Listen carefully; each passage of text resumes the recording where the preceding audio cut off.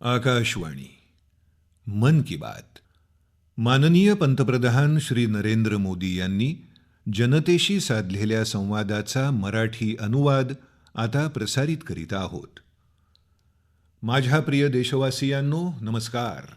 मन की बात मध्ये आपलं स्वागत आहे.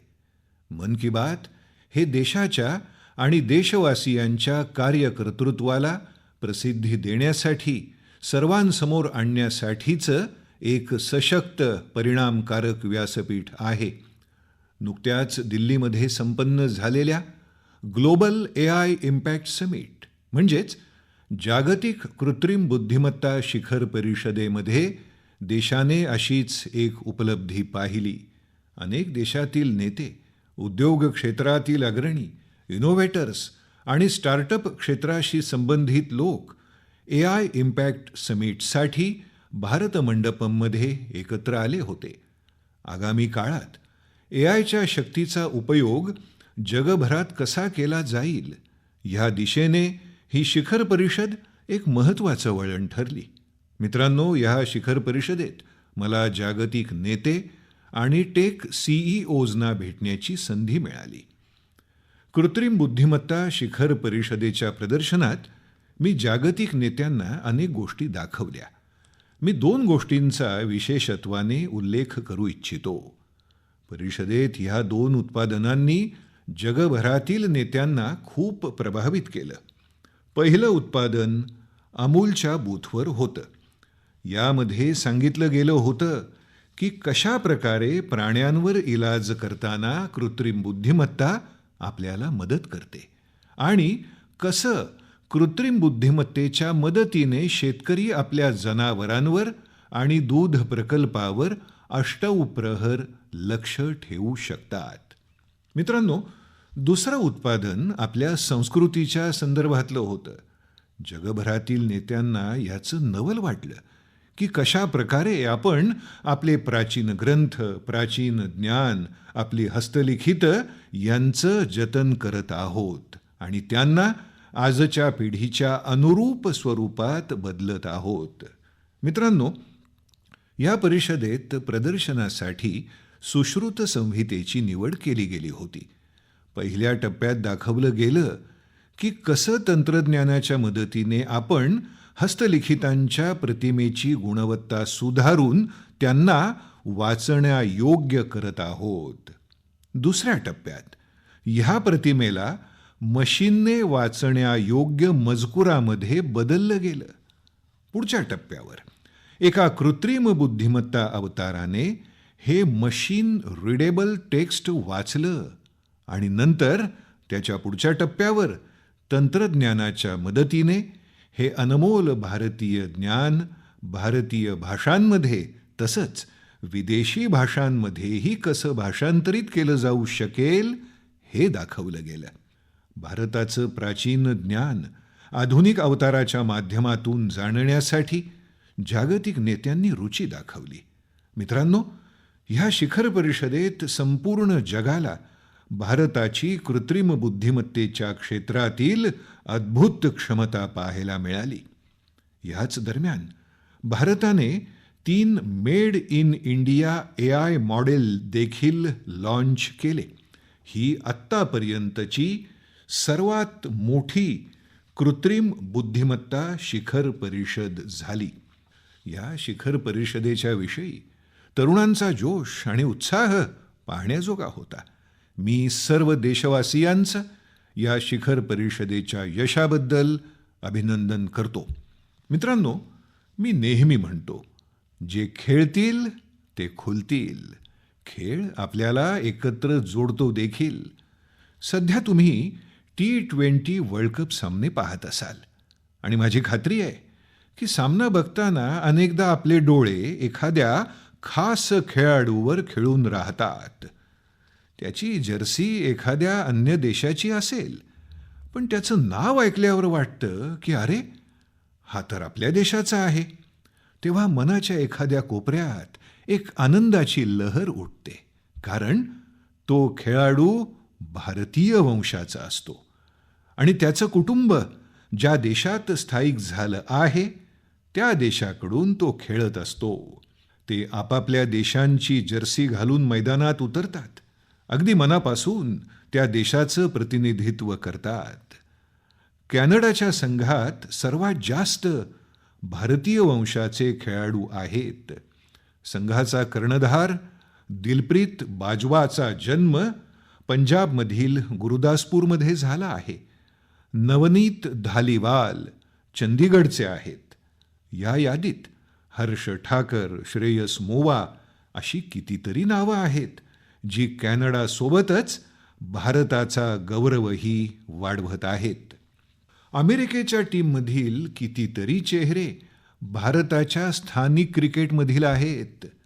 अमेरिकेच्या संघाचे कर्णधार मोनांक पटेल गुजरातच्या अंडर-16 आणि अंडर-18 संघासाठी खेळलेले आहेत.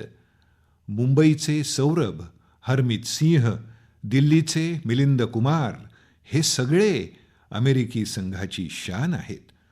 ओमानच्या संघातील अनेक चेहरे याआधी भारतातील वेगवेगळ्या राज्यांसाठी खेळलेले आहेत. जतिंदर सिंह, विनायक शुक्ला, करण, जय, आशिष यांच्यासारखे खेळाडू ओमान क्रिकेटमधील मजबूत दुवा आहेत. न्यूझीलंड, UAE आणि इटलीच्या संघांमध्ये देखील भारतीय वंशाच्या खेळाडूंनी आपलं स्थान निर्माण केलं आहे. असे कितीतरी भारतीय वंशाचे खेळाडू आहेत जे आपल्या देशाचा गौरव वाढवत आहेत.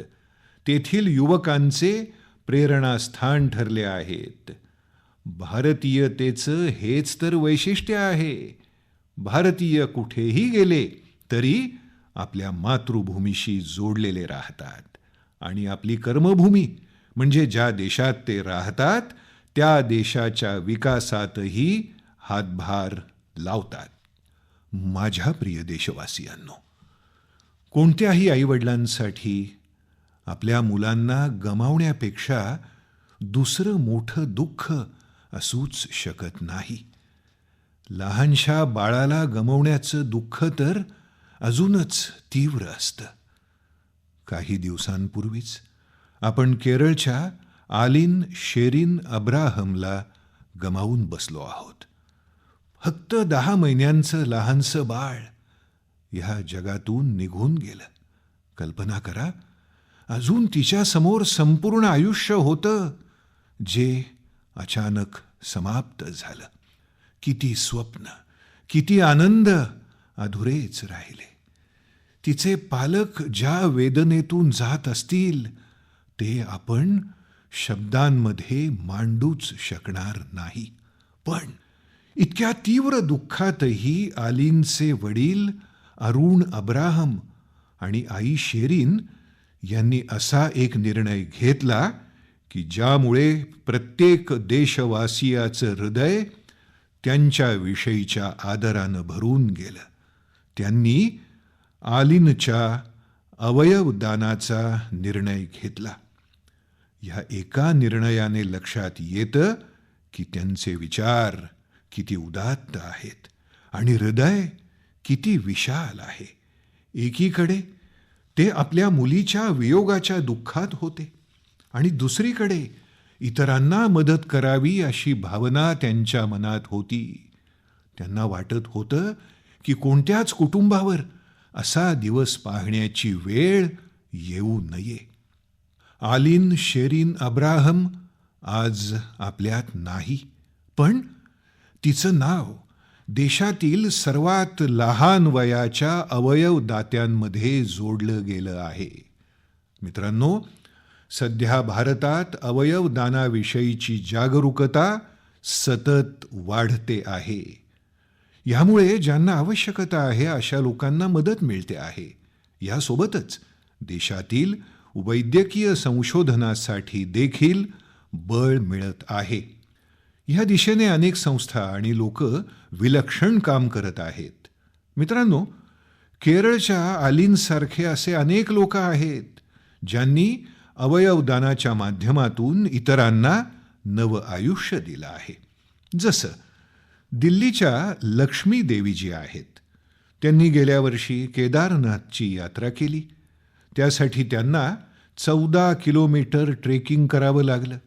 आपल्याला हे ऐकून आश्चर्य वाटेल की हृदय प्रत्यारोपणानंतर त्यांनी ही यात्रा केली.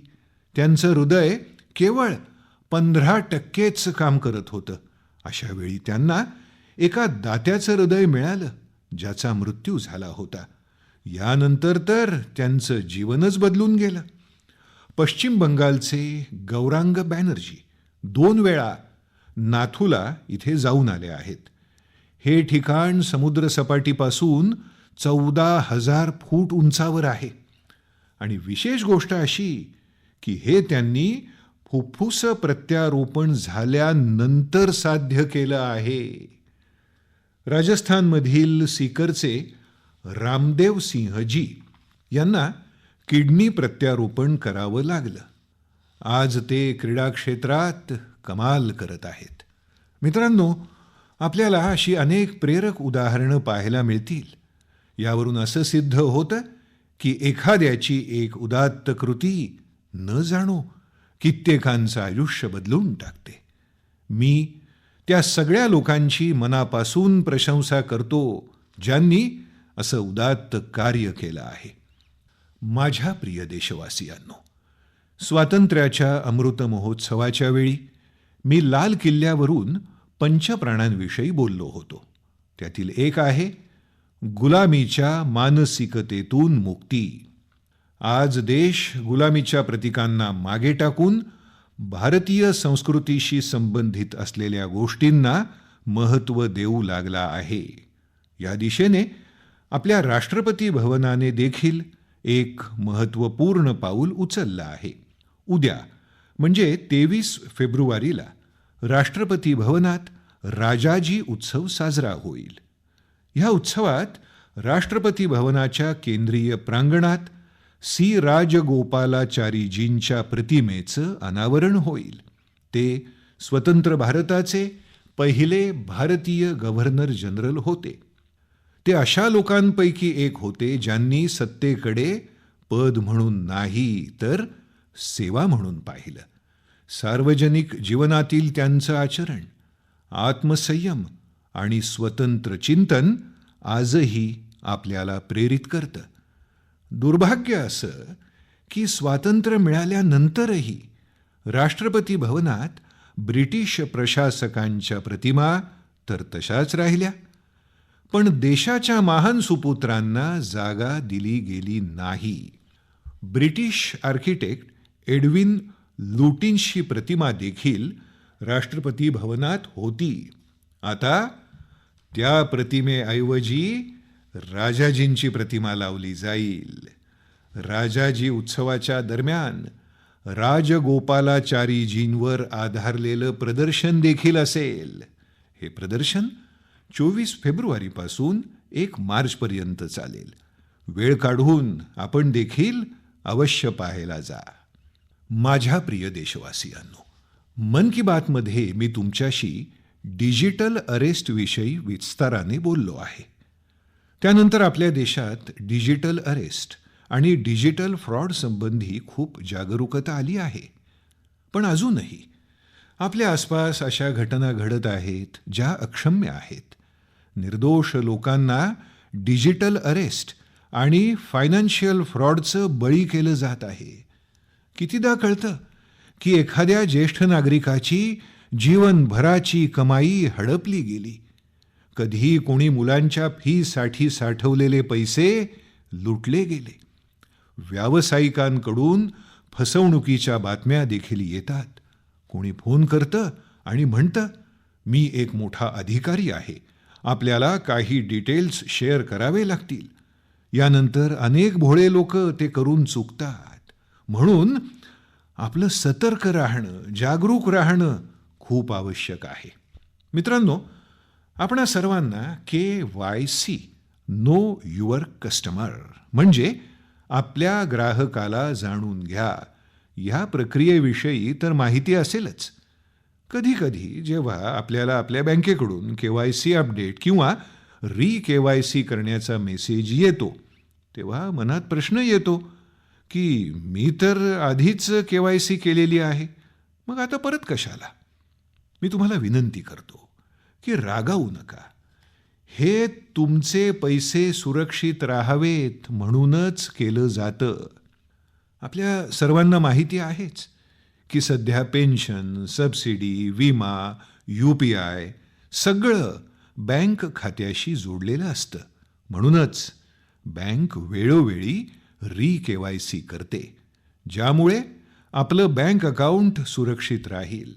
हां, यात देखील आपल्याला एक गोष्ट लक्षात ठेवायची आहे. जे गुन्हेगार आहेत ते बोगस कॉल करतात, SMS आणि लिंक पाठवतात. म्हणून आपल्याला सतर्क राहायचं आहे आणि अशी धोकेबाजी करणाऱ्यांच्या तावडीत सापडायचं नाही. KYC किंवा KYC केवळ आपल्या बँकेच्या शाखेत किंवा अधिकृत ॲपवर किंवा अधिकृत माध्यमातूनच करा. OTP, आधार नंबर किंवा बँक खात्याविषयी माहिती कोणालाही देऊ नका. आणि सर्वात महत्त्वाची गोष्ट, आपला पासवर्ड वेळोवेळी बदलत राहा. जसं प्रत्येक ऋतूत खाणंपिणं बदलतं, पोशाख बदलतात, तसंच एक नियम करा की थोड्या थोड्या दिवसांनी आपला पासवर्ड देखील बदलायचा आहे. मित्रांनो, काही दिवसांपूर्वी भारतीय रिझर्व्ह बँकेनं याच विषयांवर आर्थिक साक्षरता सप्ताहाचं आयोजन केलं होतं. आर्थिक साक्षरतेचं हे अभियान आता संपूर्ण वर्षभर सुरू राहणार आहे. म्हणूनच भारतीय रिझर्व्ह बँकेच्या मेसेजकडे लक्ष ठेवा आणि आपले KYC कायम अद्ययावत करत राहा. लक्षात ठेवा, योग्य KYC वेळेवर KYC मुळे खातं सुरक्षित. व्हा सक्षम नागरिक, कारण सक्षम नागरिकांमुळेच घडतो भक्कम आणि आत्मनिर्भर भारत. माझ्या प्रिय देशबांधवांनो, आपले शेतकरी केवळ अन्नदाता नाहीत, तर ते आपल्या भूमीचे खरे साधक आहेत. मातीतून सोनं कसं तयार करावं हे कुणी आपल्या शेतकऱ्यांकडून शिकावं. आणि आपला आजचा शेतकरी तर परंपरा आणि तंत्रज्ञान दोन्ही एकत्र घेऊन प्रवास करतो आहे. आणि मला हे बघून अत्यंत आनंद होतो की आपले शेतकरी केवळ उत्पादन नाही, तर गुणवत्ता, मूल्यवर्धन आणि नव्या बाजारांवरही लक्ष देत आहेत. ओडिशामधल्या हिरोद पटेल नावाच्या युवा शेतकऱ्याविषयीची माहिती तर अत्यंत प्रेरक आहे. सुमारे 8 वर्षांपूर्वी ते आपले वडील शिवशंकर पटेल यांच्यासोबत पारंपरिक पद्धतीनं धानाची शेती करत असत. मात्र त्यांनी शेतीकडे नव्या दृष्टीने बघायला सुरुवात केली. आपल्या शेतातील तळ्यावर त्यांनी एक मजबूत जाळीदार सांगाडा तयार केला. त्यावर वेलवर्गीय भाज्यांची लागवड केली. तलावाच्या चारही बाजूंना केळी, पेरू, नारळाची झाडं लावली आणि तलावात मत्स्यपालनही सुरू केलं. म्हणजेच एकाच जागेवर पारंपरिक शेतीही सुरू आहे, भाज्या, फळंही आणि मत्स्योत्पादनही. यामुळे जमिनीचा अधिक चांगला वापर झाला, पाण्याची बचत झाली आणि अतिरिक्त उत्पन्नही मिळू लागलं. आज दूर अंतरावरूनही लोक त्यांचं शेतीचं मॉडेल बघायला येतात.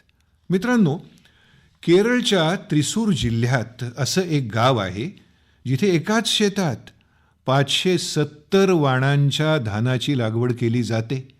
यात स्थानिक वाण पण आहेत, औषधी पण आहेत आणि इतर राज्यातून आणलेल्या विविध जातींचंही भात पीक घेतलं जातं. ही केवळ शेती नाही, तर बियाणांचा वारसा जपण्याचं एक महाअभियानही आहे. आमच्या शेतकऱ्यांच्या या कष्टाचे परिणाम आकडेवारीतही दिसत आहेत. भारत आज जगातला सर्वात मोठा तांदूळ उत्पादक देश झाला आहे. 15 कोटी टनांपेक्षा अधिक तांदळाचं उत्पादन हे छोटं यश नाही. आपण आपल्या गरजा तर भागवत आहोतच, याशिवाय जगाच्या अन्नधान्य साठ्यातही मोठं योगदान देत आहोत. मित्रांनो, आता तर कृषी उत्पादनं हवाई मार्गानेही अगदी सहज परदेशात पोहोचत आहेत. कर्नाटकच्या नंजनगूडची केळी, म्हैसूरची विड्याची पानं आणि इडलिंबू मालदीवला पाठवले गेले. ही उत्पादनं आपली उत्तम चव आणि गुणवत्तेसाठी ओळखली जातात आणि त्यांना GI टॅगही मिळाला आहे. आजच्या शेतकऱ्याला उत्तम गुणवत्ताही हवी आहे आणि उत्पादनही वाढवायचं आहे. इतकंच नाही तर तो स्वतःची वेगळी ओळखही तयार करतो आहे. माझ्या प्रिय देशबांधवांनो, गेल्या वर्षी याच काळातली महाकुंभाची छायाचित्र आपल्याला नक्की आठवत असतील. संगमाच्या काठावर उसळता जनसागर, श्रद्धेचा एक अनंत प्रवाह आणि स्नानाच्या त्या पवित्र क्षणांमध्ये जणू भारताला आपल्या सनातन चेतनेचा साक्षात्कार होत होता. मित्रांनो, महाकुंभाचा तोच प्रवाह, तोच माघाचा महिना, तोच श्रद्धेचा स्वर जेव्हा उत्तरेकडून दक्षिणेकडे जातो तेव्हा तो नवस्वरूप धारण करतो. मित्रांनो, केरळच्या भूमीवर भारतपुझ्झा नदीच्या काठावर तिरुनावाया इथे कित्येक शतकांपासूनची एक परंपरा आहे, मामंगम, ज्याला अनेक लोक महामाघ महोत्सव किंवा केरळ कुंभ असंही म्हणतात. माघ महिन्यात नदीत पवित्र स्नान आणि त्या क्षणाला आयुष्याचा अमीट स्मरण क्षण करणं हाच त्या उत्सवाचा आत्मा आहे. मात्र काळानुसार ही परंपरा जणू विस्मरणात गेली होती. सुमारे 250 वर्षांपासून इथे या परंपरेचं आयोजन पूर्वीप्रमाणे भव्य होत नव्हतं. मात्र आज आपल्या वारशाकडे पुन्हा परत जात असलेल्या आपल्या देशात इतिहासाने पुन्हा कूस बदलली आहे. यावेळी कोणीही घोषणा किंवा आवाहन न करता केरळ कुंभाचं यशस्वी आयोजन करण्यात आलं. लोकांनीच याविषयी एकमेकांना सांगितलं, कर्णोपकर्णी बातमी पोहोचली आणि बघता बघता भाविक तिरुनावाया इथे पोहोचले. मित्रांनो, महाकुंभ असेल किंवा मग केरळ कुंभ, हे केवळ स्नानाचं पर्व नाही, तर हा आपल्या स्मृतींचा जागर आहे, आपल्या संस्कृतीचं पुनर्स्मरण आहे. उत्तरेपासून दक्षिणेपर्यंत नद्या भलेही वेगवेगळ्या असतील, त्यांचे काठ वेगवेगळे असतील, पण त्यातून वाहणारा श्रद्धेचा प्रवाह एकच आहे. हाच भारत आहे. मित्रांनो, आपल्या देशात असे लोक कायम जनतेच्या स्मरणात राहतात, ज्यांनी समाजाच्या कल्याणासाठी काम केलं आहे, ज्यांनी आपल्या कामात जनहिताला कायम प्राधान्य दिलं आहे. अम्मा जयललिता अशाच एक लोकप्रिय नेत्या होत्या. 24 फेब्रुवारीला त्यांची जयंती असते. तमिळनाडूच्या लोकांचं त्यांच्याशी किती घट्ट नातं होतं हे मला आजही त्या राज्याच्या दौऱ्यात दिसतं. अम्मा जयललिता यांच्या नावाचा उल्लेख होताच तिथल्या लोकांचे चेहरे उजळून निघतात. आपल्या स्त्री शक्तीला तर त्यांच्याविषयी अधिकच प्रेम आहे. याचं कारण म्हणजे त्या जेव्हा सरकारमध्ये होत्या त्यावेळी त्यांनी त्यांच्या राज्यातल्या माता भगिनी आणि मुलींच्या कल्याणासाठी अनेक प्रशंसनीय प्रयत्न केले. राज्यात कायदा सुव्यवस्था राखण्यासाठीही त्यांनी अनेक ठोस पावलं उचलली होती. त्यांच्यात देशभक्तीची आत्यंतिक भावना होती. त्याचवेळी भारताच्या सांस्कृतिक वारशाविषयी त्यांना अभिमान होता. अम्मा जयललिता यांच्यासोबत झालेल्या प्रत्येक भेटी, प्रत्येक चर्चा यांचं स्मरण आजही माझ्या मनात ताजं आहे. गुजरातमध्ये त्या 2002 आणि 2012 अशा 2 वेळी माझ्या शपथग्रहण समारंभाला आल्या होत्या, जेव्हा आम्ही दोघेही आपापल्या राज्यांचे मुख्यमंत्री होतो. त्यावेळी सुप्रशासनासारख्या मुद्द्यांवर आमच्यात नेहमीच चर्चा होत असे. त्यांची विचारसरणी अगदी स्पष्ट होती. त्यांचे विचार अत्यंत ठाम होते. हे त्यांचं एक वैशिष्ट्यच होतं. अनेक वर्षांपूर्वी त्यांनी पोंगलच्या पवित्र उत्सवाला मला जेवणासाठी आमंत्रित केलं होतं. त्यांचं ते स्नेहपूर्ण वागणं माझ्या कायम स्मरणात राहणारं आहे. पुन्हा एकदा मी त्यांना विनम्र श्रद्धांजली अर्पण करतो. जयललिता अवर गलक्क येन निनैवांजली गल समुदाय तिर्कू अवर अट्रिय सेवई येंड्रुम निनैविल इरुक्कुम. म्हणजेच जयललिता यांना माझी श्रद्धांजली. त्यांची देशसेवा आणि जनसेवा कायम स्मरणात राहील.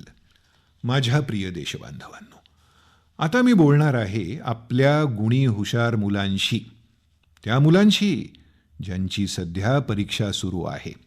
मला आशा आहे की तुम्ही या महिन्याच्या सुरुवातीला झालेला परीक्षा पे चर्चा हा कार्यक्रम पाहिला असेल आणि त्यातून तुम्हाला काहीतरी शिकायला मिळालं असेल. मात्र तरीही मी तुम्हाला विचारणार आहे की अभ्यासाचं जास्त टेन्शन घेतलेलं नाही ना तुम्ही? माझ्या प्रिय मुलांनो, तुम्ही तर एक्झाम वॉरियर आहात. मला विश्वास आहे तुम्ही सगळे पूर्ण ताकद लावून परीक्षेची तयारी करत असाल. हां, अशा वेळी मनात थोड्या शंका कुशंका येणं साहजिक आहे. कधी वाटतं आपल्याला सगळं लक्षात राहील की नाही, कधी वाटतं वेळ तर कमी पडणार नाही ना. या भावनेचा अनुभव प्रत्येक पिढीच्या मुलांनी घेतलेला आहे. तुम्ही एकटे नाही.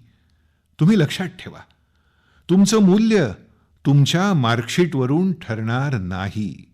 त्यामुळे स्वतःवर विश्वास ठेवा. जे वाचलं आहे ते पूर्ण विश्वासाने मनापासून लिहा आणि जे येत नसेल त्या एका प्रश्नाचा विचार करत बसू नका. आणखी एक, आपले आईबाबा, पालक, शिक्षक यांच्याशी बोलत राहा. ते तुमच्या गुणांवरून नाही तर तुमच्या प्रयत्नावरून तुमचं आकलन करतात. ते तुमच्या मेहनतीवर खुश असतात. मला पूर्ण विश्वास आहे की तुम्हा सर्वांना परीक्षेत तर यश मिळेलच, शिवाय आयुष्यातही यशाची नवनवी शिखरं तुम्ही सर कराल. मित्रांनो, सध्या रमझान सुरू आहे.